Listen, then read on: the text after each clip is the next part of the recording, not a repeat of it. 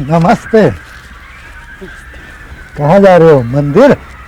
पुजारी जी तो अभी विश्राम कर रहे होंगे, फिर भी आपको मंदिर परिसर में आराम मिल जाएगा। मन्नत मांगने आए हो? जरूर पूरी होगी। थोड़ी सी विधिवत पूजा होती है, शाम को आरती होगी। मैं पुजारी जी से कहकर पूजा करवा दूंगा। किस फूल से कौन से मंदिर में पूजा होती है, पूजा के लिए क्या सब चाहिए, मुझे सब पता है। अकेले आए हो? अच्छा, परिवार भी आया है, धर्मशाला में विश्राम कर रहा है। तो आपके कुल के पांडा कौन है? अच्छा, बहुत से लोगों को यह मालूम नहीं होता कि हमारे कुल के पांडा कौन है। मैं सब मालूम कर लूंगा। लावण्या, लावण्या रुक जाओ।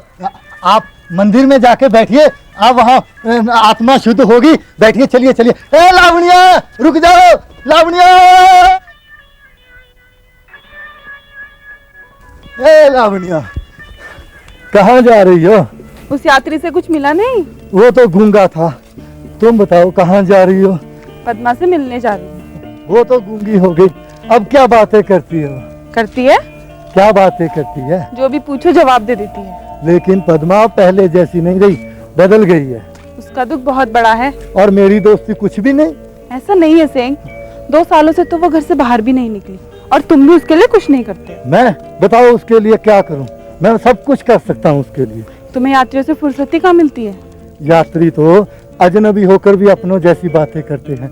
पद्मा प्रिया तो अपनी होकर भी अजनबियों जैसी बातें करती है। बताओ अब मैं क्या करूं?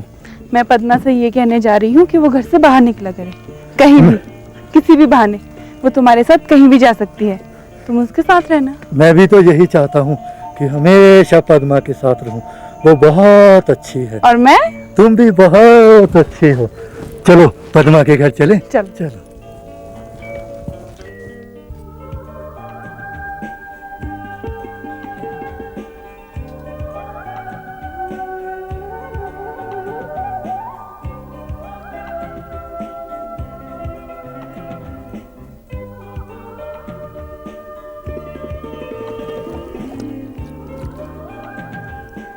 लगता है कोई जजमान है शनि का उपाय करवाने। अरे लावण्य, इसे कहाँ से लेकर आ गई? सेंग बड़े काम की चीज है, तू इसके साथ कहीं भी जा सकती है। कहाँ जाऊं? कहीं भी। मैंने सुना है भुवनेश्वरी के पश्चिम में सफेद फूलों के पौधे हैं, पहाड़ी के उस पार। तू चुप कर। लावण्य बैठ ना। बैठकर तुझे देखूं या तेरे दुखी मन को देखूं, हासिल क्या होगा? चली गई वो, बात करने आई थी, चली गई।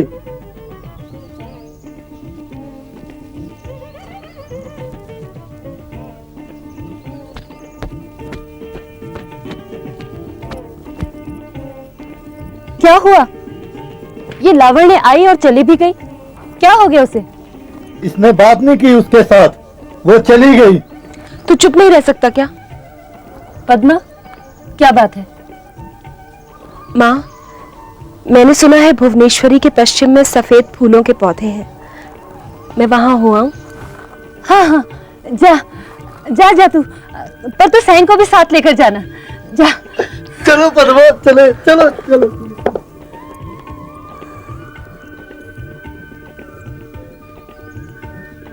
लावण्य, तू यहीं खड़ी थी? पद्मा को समझा समझा कर थक गई, सोचा थोड़ा गुस्सा करके देख लेती हूँ। लावण्य, तू उसकी सच्ची सहेली है। जब से उसका ससुर उसे यहाँ छोड़कर गया है, तब से इन 2 सालों में पद्मा ने कभी किसी चीज में रुचि नहीं दिखाई। सारे देवी पीठ और आसपास के इलाकों में पद्मा जैसी सुंदरी नहीं। पर देखो भाग्य, लावण्य पद्मा के साथ ही ऐसा क्यों हुआ? चाची, इसका जवाब कौन देगा? पद्मा की जिंदगी में आगे जो भी होना है उसके बारे में हम सोच तो सकते हैं ना। यहाँ बैठ इधर। तेरे साथ बातें करके मन को बड़ी शांति मिलती है। पद्मा प्रिया, इतनी दूर तक आ गए, सफेद फूलों के पौधे तो कहीं मिले नहीं। आगे तो अब जंगल शुरू हो जाएगा। मेरे को तो घबराहट हो रही है, मैं नहीं जाऊंगा। नहीं नहीं पद्मा, अरे मैं थक गया, नहीं जा पाऊंगा। पद्मा, ये पद्मा प्रिया, मिले तो है नहीं अभी तक। और कितने दूर है?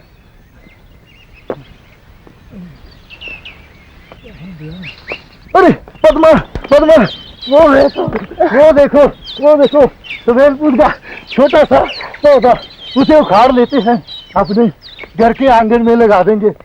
जंगल के और अभी जाना ठीक नहीं है, चलो उसे उखाड़ लेते हैं। रुक जा। तेरा कद छोटा है लेकिन दिल तो बड़ा है ना, तू डरता क्यों है? मैं कहाँ डरता हूँ, मैं तो शेर हूँ। अच्छा पता है मुझे। क्या पता आज का दिन ही पद्मा की जिंदगी में बदलाव की शुरुआत हो। आज घर से बाहर निकली है, कल शायद ग्राम सेविकाओं की बात भी मान ले। ये जरूरी भी है। वो तो मैं भी समझती हूँ। आत्मनिर्भर होने से ही औरत की जिंदगी क्या पूरी हो जाती है। अच्छी जिंदगी की शुरुआत तो होगी ना। 2 सालों से वो घर में बंद थी, आज बाहर निकली है, धीरे धीरे उसका मन भी बदलेगा। तो उससे क्या होगा? उसके नसीब में पति का सुख नहीं था, सो नहीं मिला। दूसरा ऐसा कौन सा सुख है जो औरत के मन को भर सके? चाची, सभी कुछ सोच लेने से ही तो नहीं हो जाता। बहुत सी बातें समय भर देता है, बस देखती जाओ, धीरे धीरे सब ठीक हो जाएगा। पद्मा सेन के साथ गई है, चिंता मत करना। अभी चलती हूँ, फिर आऊंगी।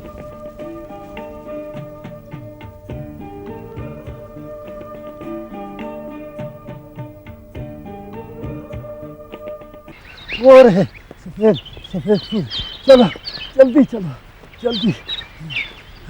पद्मा, पद्मा, चलो ना, और जल्दी, और तेज चलो। ये मिल गए। अरे यहाँ तो फूलों का बाग ही है, चलो।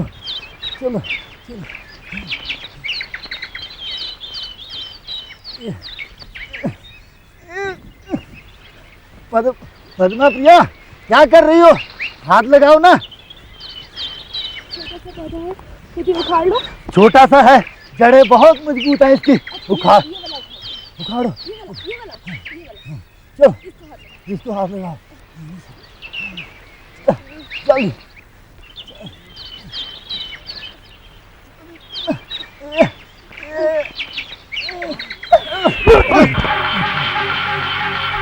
छी ना जाने कौन है, किस जाति की है।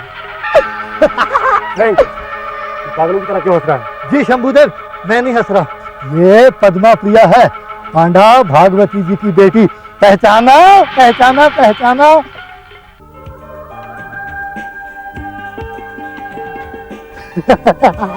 पद्मा? हाँ, ऐसी लड़की को 1-2 बार मैंने बलिशाला के आसपास देखा था, मगर वो तो बलि देते वक्त चीख कर रोने वाली बालिका थी। शंभुदेव जी, अब बड़ी हो गई है, बालिका से नवयौवना हो गई है। आश्चर्य हुआ ना बालिका को युवती बनी देखकर?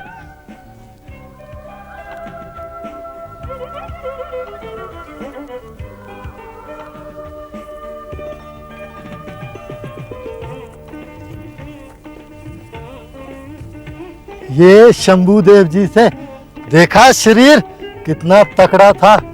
एक ही बार में भैंसे की कर डालते हैं। चलो थोड़ी और फूल तोड़। हाँ, चलो। मैं ये एक वो रहा, मेरा हाथ नहीं जा रहा। हाँ, एक वो रहा। हाँ, एक, चलो हाँ, बस। और एक। बाकी रास्ते में तोड़। हाँ, एक वो तोड़ दो, वो वाला, वो अच्छा लग रहा है, लाल वाला। लाल वाला फूल लेना था, लाल वाला लेना था, फूल लेना था। चलो। अरे धीरे। चलो जल्दी चलते हैं, चलो घर चलते हैं, चलो।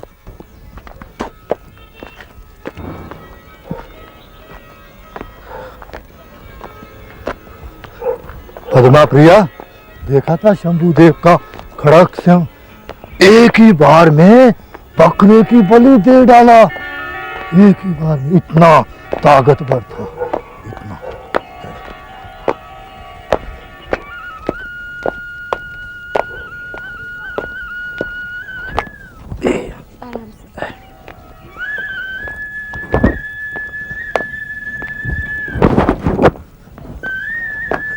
गिर ना जाऊं, मेरे को संभाल के रख, संभाल के रख। हाँ। मेरे को बहुत डर लगता है। नहीं गिरेगा। गिर जाऊंगा। यहाँ धीरे, मैं गिर जाऊंगा। डर लगता है, कितना ऊंचा।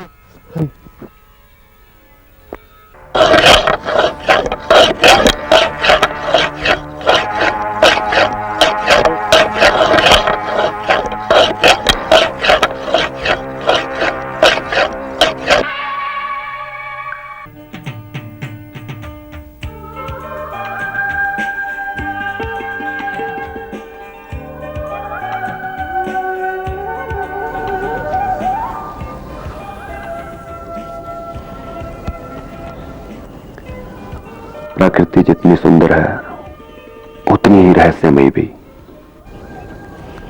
एक बालिका का सुंदरतम देह वाली कतराई, नव योग न में रूपांतरण। आश्चर्य है, बालिका बड़ी नहीं होती, एक नई नारी का जन्म होता है। इतनी मादक सुगंध।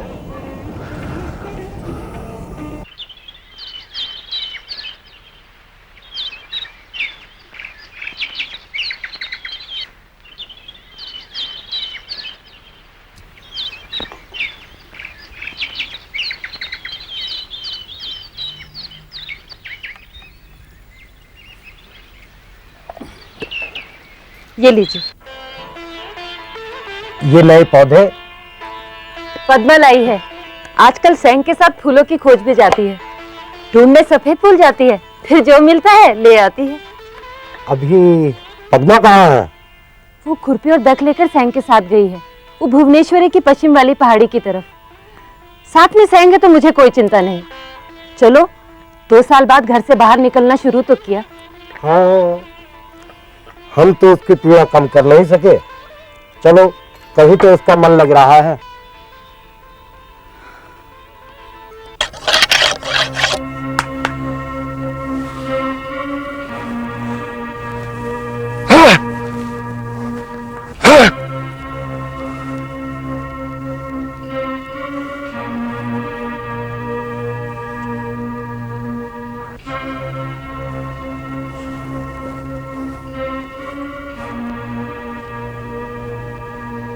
इस भरी दोपहरी में यहां क्यों आती हो?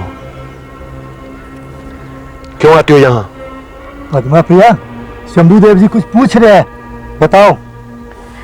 बलि वाले देव, ये क्या कर रहे हैं आप? प्रायश्चित। प्रायश्चित? हाँ, आज सुबह भैंसे की बलि देते समय मुझे 3 प्रहार करने पड़े। फिर अभी ऐसा ना घटे, इसी की शिक्षा दे रहा हूं अपने आप को। अब तक कितने भैंसे बलि दे चुके हैं? 3000 भैंसे। 3000? आज सुबह शत्रु के वैसे से कामते महाजन ने जो भैंसा चढ़ाया था, उसी में 3 प्रहार करने पड़े। देव, देवी क्या कभी मानव बलि स्वीकार करती थी? क्या कभी मनुष्य के रक्त का पान करती थी? मानव बलि? हाँ। शास्त्रों में लिखा है, सब प्रकार के विधि विधान द्वारा नर बलि देने से सहस्त्र वर्ष के लिए देवी तृप्त हो जाती है। 3 नरों की बलि से 1,00,000 वर्ष, 10 नरों की बलि से 3 सहस्त्र वर्ष। बलि देने वाले खड़ंग की पूजा के सही मंत्रोच्चारण के लिए मैंने वर्षों तक कड़ी साधना की है। चलो सर। चलो।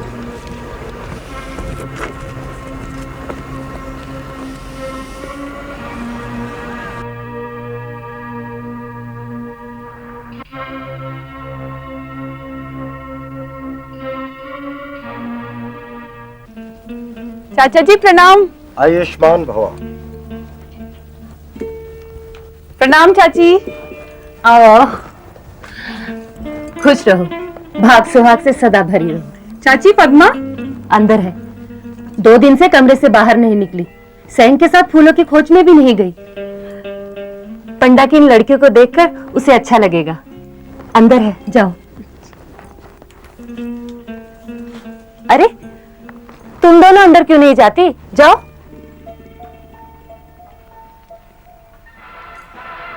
तुम चंट छोरिया तमाशा देखने आई हो यहाँ? पद्मा को श्वेती है, यही सोच रही हो ना तुम? चालाकी से उसे देखने आई हो? अभी दिखाती हूँ, अपनी आंखों से देखकर अपनी छाती ठंडी कर लो। पद्मा, पद्मा, देख लो, यही है मेरी बेटी पद्मा। इसी का तो भाग खोटा है, इसी को इसका पति छोड़ गया है। इसी के बारे में शोर है ना? इसे श्वेती है, सफेद दाग कितना है यही देखने आई हो ना? तो देखो, ये है इसका सफेद दाग, इधर है, देखती तो जाओ। चुप रहो, पागल हो गई हो। समय और स्थान का जरा भी ज्ञान नहीं। घर में यजमान बैठे हैं, दिखता नहीं है, जबान पर जरा भी लगाम नहीं। पद्मा, ये क्या कर रही हो तुम? घर में यजमान है, अपने पर काबू रखो। पंडे की बेटियों को यहाँ लाकर मैंने बहुत बड़ी गलती की। ना वो दोनों यहाँ आती और ना चाची को गुस्सा आता। गुस्सा आकर क्या होगा? अपना सिर दीवार पर तो नहीं मार सकते, अपने दुर्भाग्य से तो नहीं लड़ सकते। अरे शास्त्रीय परिवार में पद्मा का ब्याह किया, ये सोचकर कि संस्कारी हैं, विधि विधान वाले लोग हैं। अरे पर ये लोग तो कर्म जले निकले। अहंकार में डूबा हुआ इसका ससुर, और आंखों पर धर्म और स्वार्थ की पट्टी बांधा है इसका पति, और डायन जैसी इसकी सास। अरे सब के सब पद्मा की आह में जलकर मरेंगे, सर्वनाश हो जाएगा इनका। शास्त्रीय परिवार का वंश मिट जाएगा, गाज गिरेगी इन लोगों के ऊपर। अगर भगवान कहीं है तो इन लोगों को सजा जरूर मिलेगी। मेरी फूल जैसी बच्चे की जिंदगी खराब कर दी इन्होंने, इसके सपनों को आग लगा दी। और वो इसका पति, अग्नि के 7 फेरे लेकर एक वचन न निभाया उसने। अरे कीड़े पड़ेंगे उसके ऊपर, ठोकेंगे लोग उस पर। माँ चुप करो माँ। अरे अपने घर पर बोल रही हूँ, अंतरात्मा रोती है तो इंसान ऐसे ही बेचैन हो जाता है। तू देख लेना पद्मा, एक दिन पूरे समाज के सामने तेरे ससुराल वालों को नंगा कर दूंगी मैं। अरे उन्हें तो इतनी भी लाज न बची कि अपनी बीवी बहू को समाज के सामने बेइज्जत ना करे, डंका बजाकर शोर तो ना करे। यहाँ लाकर पटक गए तुम्हें, मेरा तो खून उबल रहा है। यशोदा! माँ, पिताजी के पास जाओ, अभी मैं यजमान के सामने नहीं जा सकूंगी। और एक बात याद रखो माँ, अपना दुख दूसरों से छुपाना ही श्रेयस्कर होता है। पद्मा, तू मेरी कोख से पैदा हुई है, मैं माँ हूं तेरी। मुझसे तेरा दुख नहीं देखा जाता, इसलिए उबल पड़ती हूँ, पर कुछ नहीं कर सकती। हाथ पर हाथ धरकर रो सकती हूँ, चीख सकती हूँ, पर बेटी मैं तेरा भाग्य नहीं बदल सकती। गंदी मानसिकता वाले सड़े हुए लोगों के घर तुझे ब्याहने की हमने गलती कर दी, और उसी की सजा हम भुगत रहे हैं। माँ चुप कर जाओ माँ, पिताजी के पास जाओ। मैं माँ होकर तेरे लिए कुछ ना कर सकी बेटी, मुझे माफ कर देना।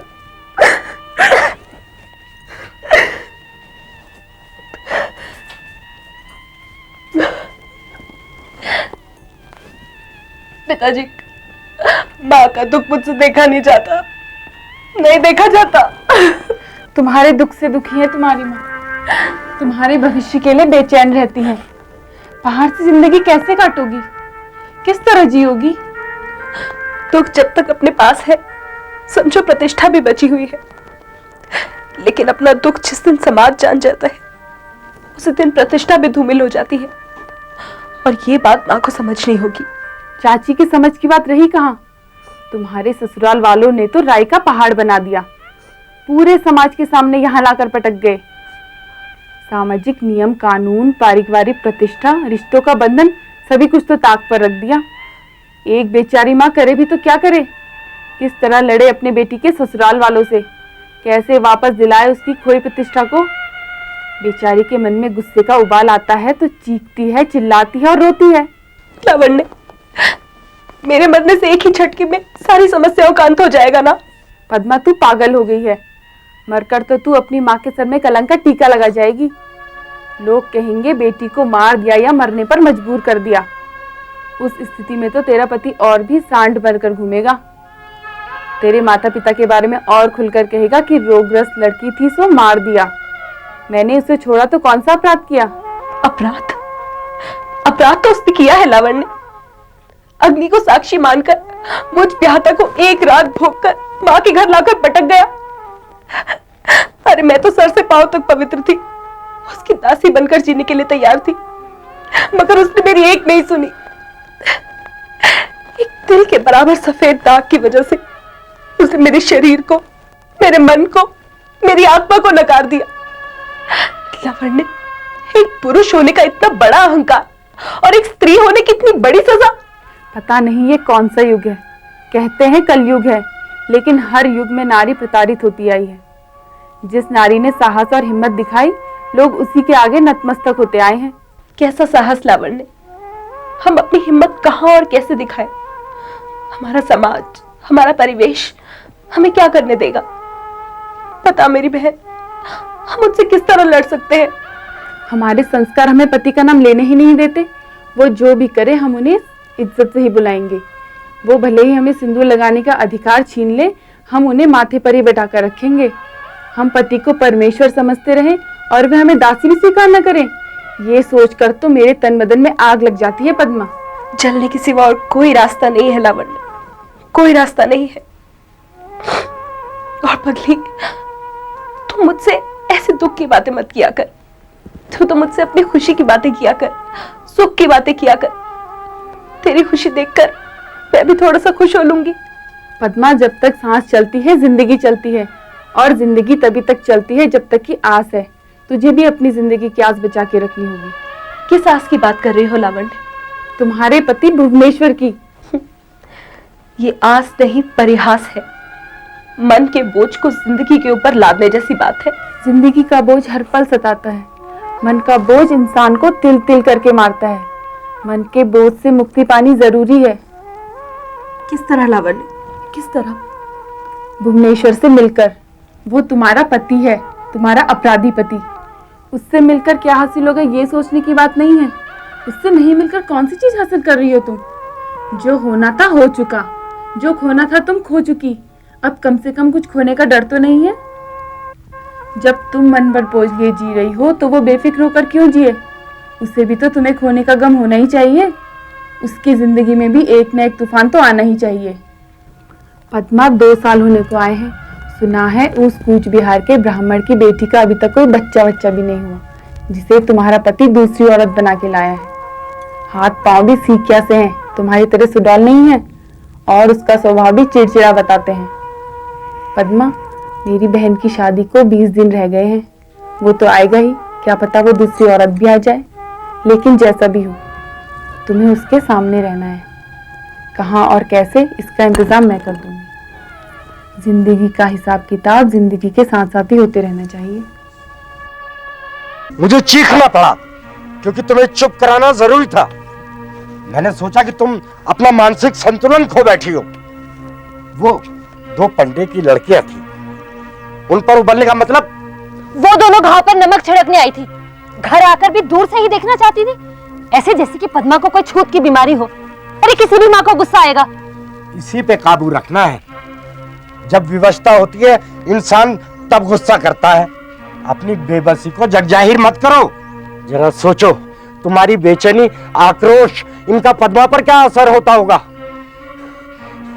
जबकि पद्मा का दुख पूरी नारी समाज का सबसे बड़ा दुख है। तो क्या पद्मा को ये दुख जीवन भर रहेगा?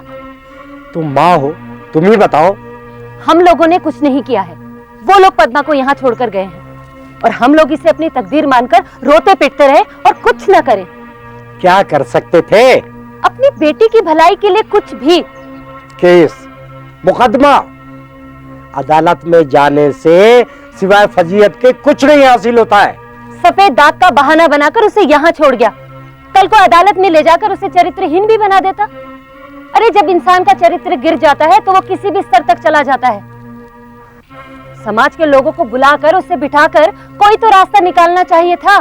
यशोदा, मैं बाप हूं, अपनी बेटी को भरी पंचायत में नंगा होते नहीं देख सकता। सहानुभूति दिखाने के बहाने लोग न जाने क्या क्या कह जाते हैं। और उस शास्त्री के परिवार की नीयत तो देखो। पद्मा को यहां छोड़ गया और दूसरी औरत बिठा ली। हम लोग ना तो अदालत गए ना हमने पंचायत बुलाई, तो उसने सोचा हम लोग डर गए हैं और अपनी गलती मानकर चुप्पी लगा बैठे हैं, तो कर ली अपनी मर्जी उसने। कच्छ बिहार के ब्राह्मण की बेटी को घर ले आया है। क्या पता पद्मा के बारे में उसे बताया ना हो, वरना कोई भी ब्राह्मण उस घर में अपनी बेटी नहीं देता। इन बातों में माथा पच्ची करने से कुछ हासिल नहीं होगा। हमारी पद्मा अब सामान्य नारी नहीं रही। एक छोटे से दाग की वजह से उसकी जिंदगी पर बहुत बड़ा दाग लग चुका है। पति ने उसे त्याग दिया, अब उसे ये बोझ लेकर तो जीना ही होगा। ग्राम सेविकाएं आई थी, शायद वही पद्मा की जिंदगी को नई दिशा दे दें। अब जो हो चुका उसे भूलना तो बहुत मुश्किल है, मगर हर पल उसे याद करके जीना भी तो बहुत दुष्कर होगा। चिड़चिड़ी होती जा रही हूं मैं। जिंदगी जो पहले मुझे बहुत सरल लगती थी, अब मुश्किल लगने लगी है। पद्मा का दुख इतना बड़ा हो गया है कि सारी खुशियां ढक गई हैं। मैं बेबस और लाचार सा हो गया हूं। बेटी की दुख की बातें करके भी उन्हें बांट नहीं सकता। तुम मां हो, अगर समय के साथ साथ स्थिति को सामान्य कर सको तो ये पद्मा के जीवन के लिए कम कष्टदायक होगा।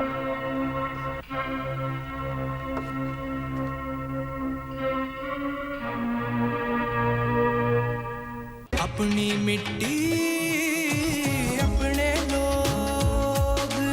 तुसी वेख रहे हो रंग पंजाबी।